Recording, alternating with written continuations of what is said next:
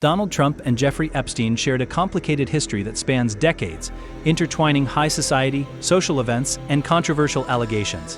To understand their relationship, it's important to look at the timeline from the 1980s through Epstein's 2019 arrest. Trump and Epstein first crossed paths in the 1980s in Manhattan's elite social circles. Epstein was establishing himself in finance and real estate, while Trump was building his brand as a New York real estate mogul. They shared mutual acquaintances, attended social events, and were seen together at private clubs and parties. Despite these connections, there is no verified evidence that Trump and Epstein conducted business together in the 1980s. Their relationship was primarily social, with mutual recognition among New York's wealthy and powerful.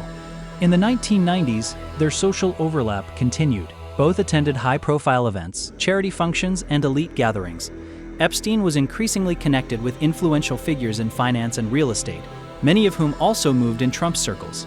During this period, Epstein began interacting with young women employed at Trump properties, such as Mar-a-Lago, although these interactions only later became central to the legal cases against Epstein. Importantly, there is no verified record of Trump and Epstein co-investing or entering into formal business arrangements during the 90s. By the late 90s and early 2000s, Epstein had become notorious in some circles for inappropriate behavior, particularly involving young women.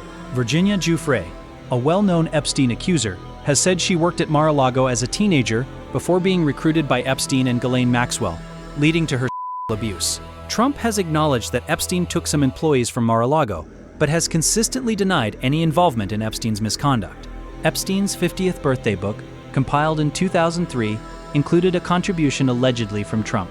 The note was a short, playful message expressing camaraderie and well wishes to Epstein, hinting at shared secrets and friendship in a social, lighthearted tone.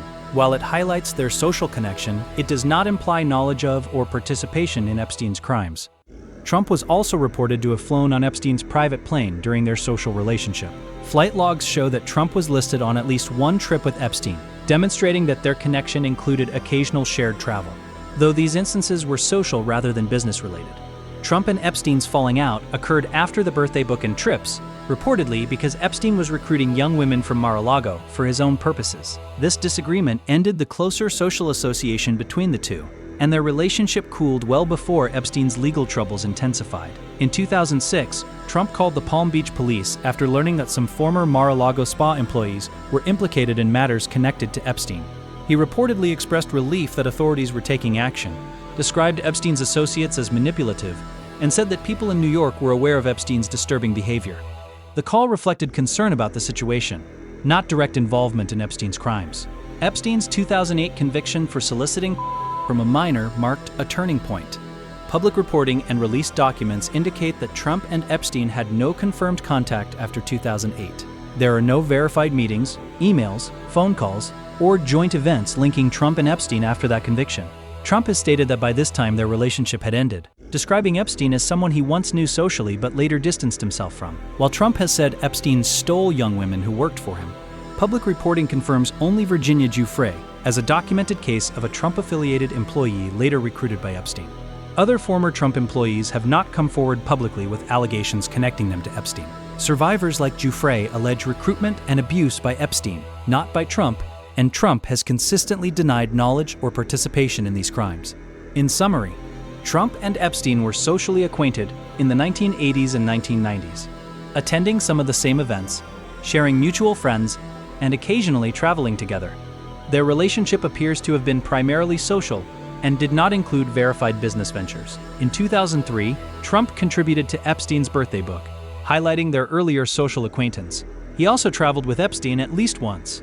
After that, all evidence points to ties being severed between the two. In 2006, Trump contacted law enforcement about the legal troubles of former employees connected to Epstein, demonstrating concern over the situation. After Epstein's 2008 conviction, there is no documented contact between the two. Inclusion in Epstein's birthday book reflects social connections rather than criminal complicity. The Trump-Epstein relationship, therefore, highlights the blurred lines of high society networks where social acquaintance can intersect with controversy. Yet public evidence shows clear limits to any verified personal or criminal connection.